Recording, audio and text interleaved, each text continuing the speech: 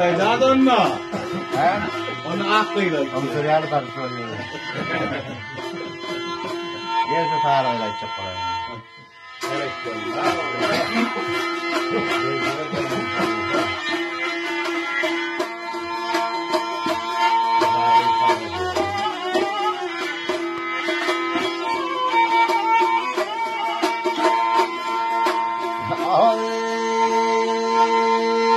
Bu ne mengeş keşfim var. Berekallah. Dünyalıda keşfim var. Ay fargı. Bilmem ne keşfim var. Ya dokuyan mı halgı.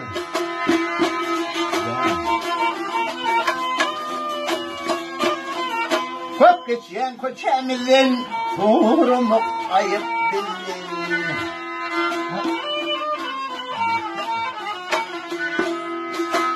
Cevap işleysin sizin, aytın kimin yarı? Nasıl?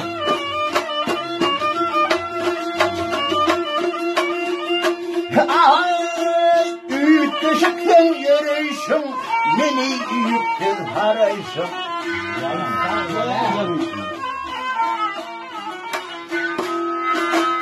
Benim kâde karayışım, men derdimi dergiyim. Nasıl?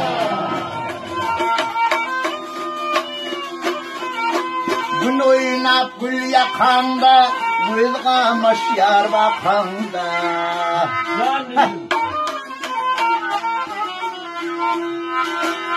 Ayın yoktur cahanda, ben elimin yürüyüm.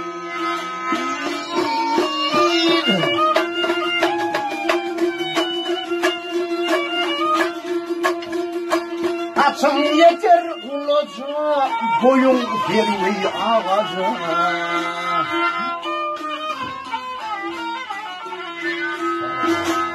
Aydım ayttım çalacağım, bir bakmadın bergiyim.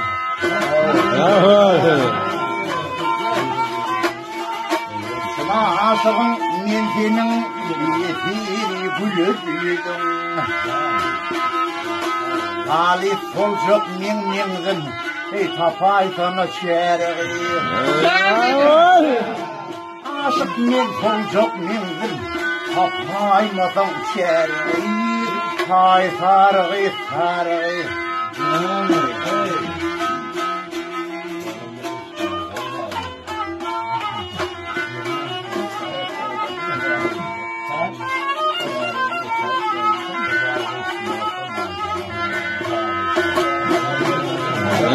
Ya.